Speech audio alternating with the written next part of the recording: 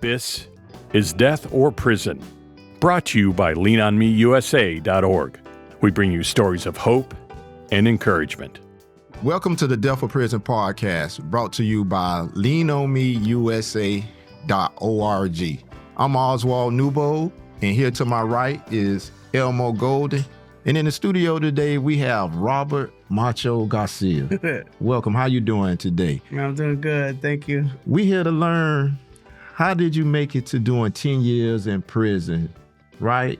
Is it okay for us to get a journey? Because I know you're doing great things now, but you just got a story that I think the world needs to hear. Let's do it. Where would you like to start? Wherever you would like to start. Can we go all the way back? All the way back. All right. So let's go back to I guess where I was. It goes to where I was born. Okay. I guess it has to kind of start in order to understand where I came from. It has to start with my mother. So my mother was pregnant at 16. She used to. Her story was that she was in love. She had a boyfriend named Johnny. It was like a 14-year-old. She was 14 or 15, something like that. She was 15. He was 14, and they was in love. But like the neighborhood drug dealer, Riz had an eye on her and liked her. And he was like older, 24, 25. And if I remember correctly, how she told me was that he always trying to like hit on her. And then to finally get her, he kind of like threatened her. And it was like, I'm going to just beat up your boyfriend every time I see him. Oh, no. And she was so in love with him that she, didn't want it to happen to him and gave in. And then my grandmother finds out who she's dating or who she's with, and he has a bad reputation. They're living in the projects in New York City, so it's like hood rich, and he is, and she gets pregnant. And when my grandmother finds out she gets pregnant, she sends her to go live in California on an Air Force base with my uncle, her brother. That was her way out. And then from my understanding is my biological father went and followed her. And kind of left like his drug empire or whatever behind, and tried to make it work. Started getting in trouble out there, trying to make a life for us out there. Things got hard. In the process of while she was still pregnant with me, their relationship got abusive, and he used to beat her, kick her. And when they do the ultrasound, everything's good. And then they do the ultrasound again, and they do the ultrasound again, and then they find out that my hands are tied up in the umbilical cord. So they don't really understand what's happening or what's going to happen. So I was pretty much born with 7 fingers, 5 on my left, 2 on my right. I had over 22 different surgeries. My first surgery was I was 6 months old. They had to put the IV in my forehead, and I have a vein in my forehead because you're too small to even find one in your arm. Wow. My last surgery, I was probably like 16. I remember telling my mom, I'm good with surgeries. I just feel like a science project my whole life. I always do surgeries after football season. The reason why I start there was because the first 2 years of your life are the most impressionable. So at one point in time, my biological father left to New York City, basically telling my mom, hey, let me just go over there and go where I know how to get money at, Robert, hold on one second. Now, you said that you had surgery after football season? I played football my whole life from 8 years old till I was in high school, and the only way I would let them do surgery was after my last game, and then I would heal up and then be ready for practice again. What was your position? My position always since young was defensive lineman and offensive tackle. And when at 8 years old, I was playing both ways. Wow. All throughout. And I never played varsity. I remember my junior varsity and varsity coach fell out arguing over me. Yeah. Who were they going to have? He would never let me play out. They'll never let me play JV. Yeah. But that goes to so that's where the football comes in at. Okay. I understand that. Yeah. Passionate about it? Yeah. And it goes to it where I think the life I grew up in the beginning, I think in the first 2 years of my life was seeing a lot of abuse and being a product of it. I think it built up a lot of rage. And if you hear some of the stories of your favorite football players, there's always a common factor of rage. Pain growing up, whether, no daddy present or something that was their way out. And for me, once football didn't work out no more, that's when I got into trouble. All right. So let me ask you something, because I've known you for a while. So some of the things I'm hearing now is like, wow. I mean, because I know this great guy, right? But help me get a context. New York City, which part of New York? My mother was born in Lower East Side, Manhattan. Oh, Manhattan. And my father, Lower East Side, Manhattan. I don't know nothing about my biological father. Right, but that was the area you was in. I was just No, my mom. Yeah, my mom. I was born in California because of remember she got sent to the Air Force Base out there. Okay. Then I ended up being born out there. My biological father goes out there to follow her. And then I'm born. Next thing you know, he decides to go back to New York City to get money. My mom doesn't hear from him for a couple months, and she ends up picking me up and going back to New York City to go look for him. And she kind of found him in I think it was in a park or something. And basically, it's a sad story of a drug dealer turned drug abuser. Wow. And then she tried to pursue him again there. How old were you roughly at this time? I'm probably like 1. Oh, you still a baby? that, Okay, yeah. you still an infant. Okay. And then, long story short, man, my mom saw a future, and she saw the future. She saw my future, and when she saw my future, she saw his future, and she was like, "If I don't leave, it's gonna get really, really bad." Remember now, like my hands were a product of his situation. So, she's 16, 17, 18 in hospitals with me, throughout these surgeries. So, long story short, man, she leaves in the middle of the night. A red-eye flight leaves in the middle of the night, and we sneak out to California and run for our lives, basically. And the story I was told was that he came out there looking for us, went to her only best friend house that she knew. And they was like, I'm looking for Macho and, my mom's name. And she was like, oh, they left back to New York City. And the whole time we were hiding in her closet. Oh, man. Right. And he left, and I know we never heard from him ever since again. And then I would say about a year later, I'm 2, and my mother meets my dad. Right. So Now- let me ask you this, because you said after football, you started getting in trouble. Yeah.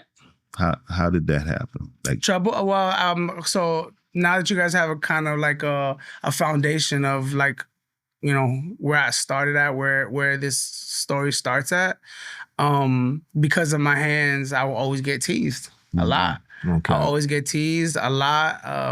Sometimes, I had it like, you're teasing me and I'm going to say something back. And I remember I was like 5 years old. 4 years old, I came back from the bus stop. I think I had like a bloody lip or something. My parents found out that I got jumped by a bunch of other little kids. And since then, my father like taught me how to fight, taught me how to box. When I say I get to that because at 2 years old, my mom met my dad. And my dad always says, he's like, I'm not your father. He's like, I'm your dad. He said, smaller word, bigger meaning. And it always stuck with me. Okay. Always stuck with me. It was like, wow. And I didn't know this story. I didn't know none of this. I didn't know he wasn't my biological father until I was probably like 11, 12. Okay. And we don't even look alike. So that's how much he loved me and treated me like that. And that's what we needed, because he came into my life and he taught me sports and he saw my hands and he told my mother, like, we're not raising no child with a disability. And he sat there and taught me how to throw a football, play basketball, swing a bat, play every sport, taught me how to box, everything, how to defend myself, and gave me that confidence on what to do. And my mom would try to baby me and she'd be like, no, this is just me and him right now. So dad saw that there wasn't going to be any limitations with you at all. he didn't. He wasn't going to let that be an excuse. And he had no father, and he was in the military. So he was giving me that love, that tough love. Yeah. Like, he's straight in the military. Like, he probably had a year left. So help me with this part. Dad's ex-military. Yes. Right? He's ex-military. He love you. He's pouring into you. But also you go through a little teasing that make you a little angry, right? With Yes. the other kids.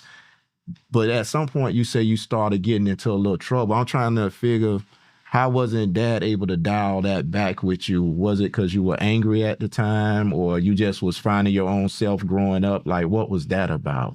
Man, he could take care of everything externally for me, but he couldn't take care of internally, man. There was rotten roots, man. The first 2 years of my life, I think all I saw was abuse. I don't, you're 2 years old, but, later on in life, you're like, why do I struggle with this? Why do I feel more comfortable around, why my relationships are stronger with women than men? Okay. Why do why do I don't like bullies? Why do I look at men as bullies and women as like being abused? Why do I look and I could be in Publix, I could be anywhere and I just see a woman like in distress or crying and I'm just like, are you okay? Can I help you in any way? And I was like, God just started showing me things. Like I was a little kid watching my mom. She's 16 having me. Like I'm her teddy bear, like a little girl, her doll, little girl's doll. I'm her doll. She never had a childhood. So I'm like, I'm sure I saw every single tear she cried, expressed to me, all that, seeing abuse, seeing. She said that I was less than 2 years old. He would hit her and I would go attack him and try to hit him. And then he would hit me. So it was like, when I see all that, I'm like, man, my dad who stepped into my life, he couldn't stop that. After all the trauma, is your mom still alive? Yeah, absolutely. Now your football days are over with. You're getting into trouble. Explain to us the trouble. The trouble started when football gave me discipline. I think football gave me what I was looking for was acceptance, a team, structure, coaches, brotherhood, I guess men, and discipline. And it was something I was very passionate about. I guess that was the one thing I felt like I could control. Mm-hmm. I could work hard, I could practice, I could study my position. Once football stopped, gangs were already, I was introduced to gangs at 13. At 12 years old, at 12 years old, I moved from California to Florida, and I went to alternative school. Well, I moved from California to Florida, and my first 6 months here, I didn't adjust well at all. Because remember, I had the same problems I started in California, the teasing and everything, all that reignited again here. It was all over. Yeah. And 6 months later, I was arrested in jail, expelled from school, and put into a alternative school program for 180 days. And while I was at that school, I just met a bunch of ex-convicts that were 15, 16, couldn't adjust in the school. Mm-hmm. And just fighting a lot. And that's where I got introduced to gangs. Mm-hmm. So alternative schools are schools where if you're in whatever county you're in, you're not allowed to go to school in that county. You have to go to a program school where there's usually security and a staunch regimen of what you can't do and what you can't do. Yeah. So you're now a part of this community, this gang community. Yes, I got introduced to gangs there because of a lot of my fighting, and really didn't have nobody that had my back. I was just like, it was like, I don't know, it would be like 4 or 5 people, and it was like, meet us here or this and that. I don't know. I wouldn't run. I was just like, okay, I'll just face it head on. I guess that's kind of the heart that my dad kind of taught me. I don't think he meant it for that way, but that's kind of how I took it, just stand in it. And also I think football, you're running through 4 or 5 guys in football practice and drills. So, but then my parents found out, and they just pressed football on me. So it brings me to a question. So you ended up getting in trouble. You went through a 180-day program, right? Yeah. Did you get in more trouble as a youth, or did that one time help you straighten up at that point? Oh, that one time, I never got in no trouble with the law after that. Right. No, that one time, I had no problems with the law after that. It was, like I said, right after that, it was football. I missed football. Football. So I would go to school, football. I had to get good grades to play football. So how was your grades at that time? I would say like all B's. All B's? My mom always says, because I was always in love with music, she would always tell me, she's like, if you put as much effort into your schoolwork as you do music, you'd be a doctor in straight A's. She was like, you don't even apply yourself and you get it, it comes easy to you. Mm-hmm. But it was just, I just did it barely enough just to be able to play football and be able to, because coach would be on top of me. You mentioned something about that at some point you stopped growing. So most colleges was looking for somebody that was taller. You didn't fit that. So when it looked like college wasn't going to be your path, what was your goal at that time? What was you thinking? How was life looking? I had my only goal after that, I remember was thinking was maybe I'll go to the military. Right. And then military wouldn't accept me because of my hands at that time. Mm-hmm. So at that time, there's no plan in my life. What I'm hearing here now, Macho, is no football, right? No football. It's off the table. You feel that the coaches them gave up on you. Were you able to finish school? Did you finish school? No, I didn't. You didn't finish school? No, I didn't finish. So it seemed like a lot going on. What was going on in your life at that time? Football off the table, like people giving up on you, school apparently not meaning as much now if the college is not going to take it. What was going on in your life then? Help us going forward. What was going on then with you? I had no footballs. I kind of felt trapped in my home. Trapped? Yeah, because, my family was trying to protect me from the streets. And I ended up Did that work? No, because I would run away. Okay. I would get missing. I remember I ran away once, and they found me later. And I remember another time, I think I had packed a bag and put it in the shed. And I was like, I was going to come back early from school when they left. And well, where you ran away to? I just got to ask now. You say you can't remember. Where you ran away to, Macho? Friends that didn't have, friends that just either lived on their own. A lot of them had their immigrant families. Right. So their parents had to leave and the government don't even know, but they're living in a whole house by themselves. Yeah. Like a big brother. So I would just hide out there and I got more involved with the gangs. With gangs. Yeah.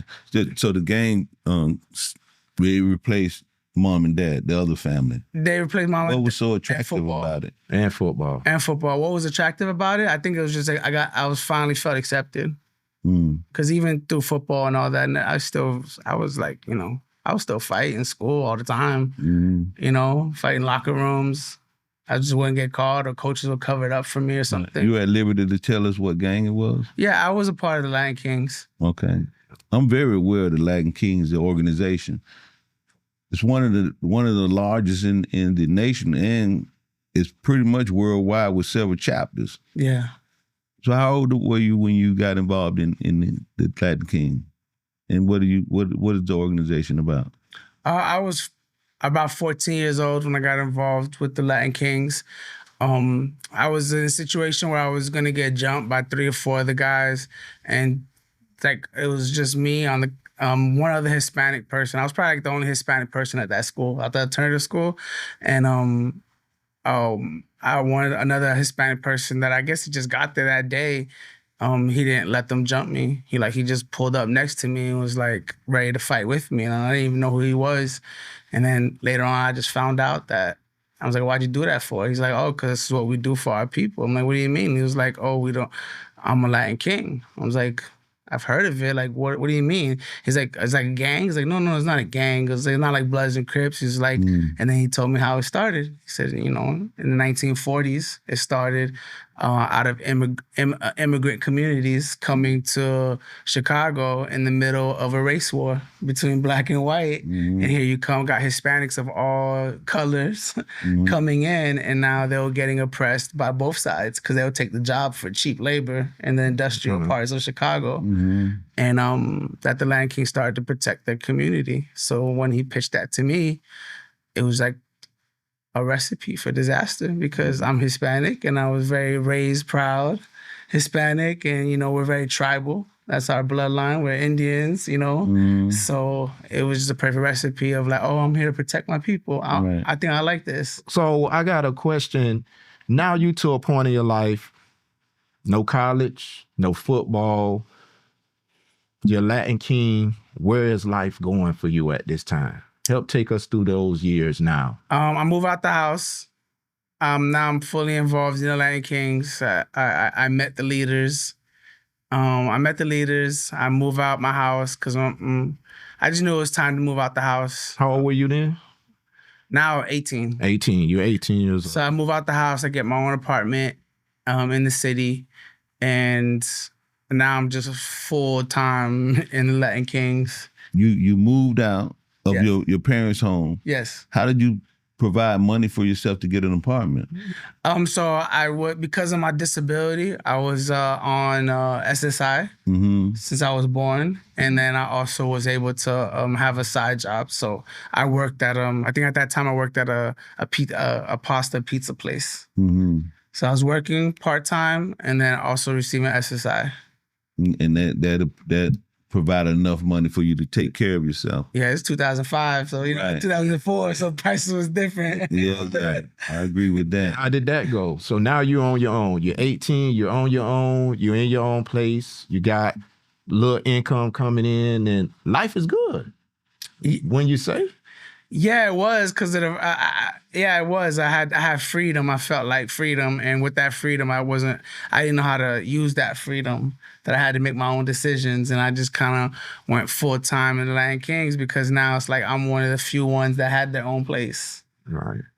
So now it's like, let's pick them up, let's go hang out, let's chill. So Party every weekend. yeah, like we're gonna go out. I didn't have a car, so now it's like people pick me up, and I've always had a character, a personality that I don't know. Like I feel like I was always like a leader personality, even if I wasn't a leader.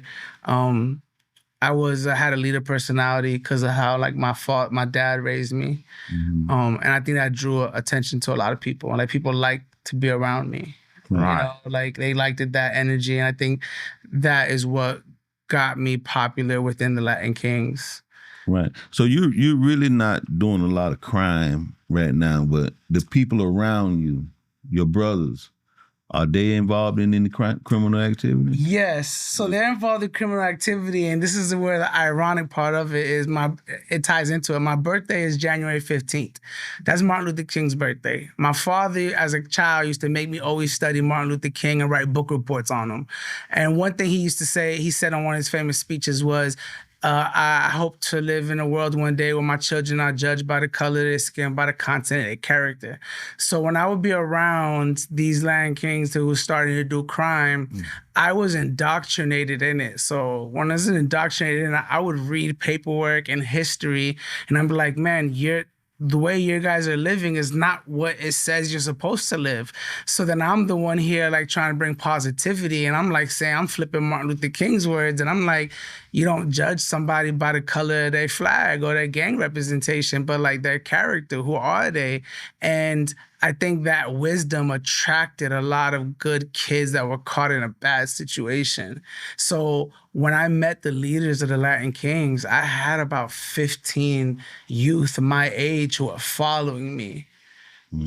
But I had no authority and I wasn't sanctioned. Right. So when they met me at a party, Latin Kings met me at a party because I had the beads on, and it's like, oh, you're a Latin King? I'm like, yes. And then they just started pressing me with a bunch of questions to validate me. And then they said, where have you been?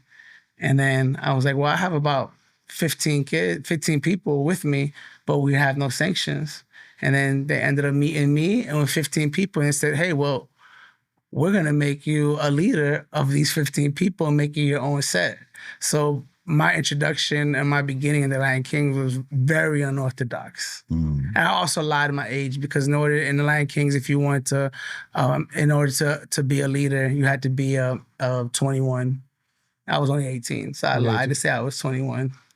Because I didn't want to be in a position. I was raised to be a leader. Even though I wasn't leading, I was raised to be a leader. And I always felt like I never wanted to be in a position to be told what to do.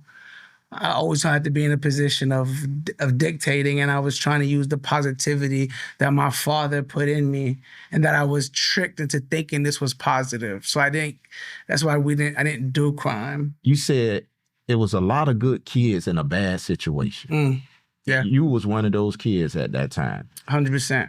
Where is life going? So you're one of the good kids in a bad situation, so to say. And I think this in hindsight as you look back. But where did your life go from then? Give me the next 3, 4, 5 years of your life. How did that look right then? I ended up in a bad situation. I got picked up to go to a party. And I was going to a party. I was going to go meet somebody. I ended up getting set up. And when was this? How old were you at this time? 18. Oh, you still 18? I'm still 18. This is all. Oh, man. I'm 18. I'm 2004. I'm 18, 2005, 2004, 2005. And because of my popularity, started to grow. And the Latin Kings, MySpace had came out. I'm in Broward County. I hear a rumor that there's a group of guys looking to kill me. And that shook me because I didn't I wasn't doing anything bad to people. Right. And I found out it just had to have been jealousy. So I would always say, if I could just find them, we could have a conversation. Like, can't be that bad. But they started hurting and beating up and hurting people around me. No family, but people that knew me. So then I went looking for them to like, hey, if you're going to keep hurting people around me, I'm looking like, here, let's talk. They ended up using a girl to set me up. And that led to a car chase, and that led to me shooting the car. Okay. So I'm in a car full of friends. We're going to a party. The car chase happens because of the setup, and we have a backpack full of guns in the car. We always did. The police caught y'all? The police didn't catch me until 22 hours later. Okay. So now it's a car chase, because remember the girl set me up. So when the girl set me up, she set me up, and it was a dead end. When it was a dead end, two cars stop. People get out the car. When people get out the car, I'm thinking there's guns, there's weapons. The people I'm in the car with, I tell them, hey, like, make a U-turn, let's go. Like, we gotta go. They're trying to go back to my house. I was like, don't go back to my house. We have to lose them. And in the process of that, the driver of the car accidentally puts the car in neutral, and the car pulls up next to us, and I see a window go down, and outside the window, I just see something metal come out the window, and that's when I grabbed the weapon that was next to me, and I shot into the car. When I shot the car, I remember I shot 8 times, the gun jammed on the last. I vividly remember the first shot, and then my ears going deaf after that, and the driver got hit 3 times. The car crashed. We leave. We get away. And we go back to my house. 22 hours later, gang task force are at my door. Miramar Police Department and Broward Sheriff's Office, 15 deep. And when I look at them, I felt like it was angels arresting me. I feel like it was angels arresting me because I feel like I got caught up in a lifestyle that I didn't fully understand what it was, and I was scared to leave. I knew how violent they were. I knew the retribution behind that, and I felt like angels arrested me. And when I got to jail, I knew that God had a plan for my life. I just felt it. I just felt it, that God had a plan for my life. I was here for a reason. I went searching for it. I got arrested. 2 months later, I get my GED. While you're in the county jail? Yes, immediately, because I'm fresh out of high school. I got 2 credits left to graduate. What were the alleged charges at this time? I had 16 attempted murders. 16? Yeah. Whoa. No. Right? You got 16 charges of attempted murder at this time. How long were you in the county jail awaiting trial before you ever made it to trial? 4 years. You was in jail 4 years. So you 18, you about 22 years old then. Yeah, 1 year in general population and 3 years in 23-hour lockdown. Were you scared? You didn't know if you were gonna get life or get off this case? What was your mindset waiting to go to a trial? My mindset was I was just scared about that. I just didn't know what I was getting. I didn't know if it was 26 years or if I was getting 3 life sentences. Wow. This has been the Death of Prison podcast, and we're here with our distinguished guest, Mr. Robert Macho Garcia. Around here, we say, choose life. Boy and girl, maybe we can change the world.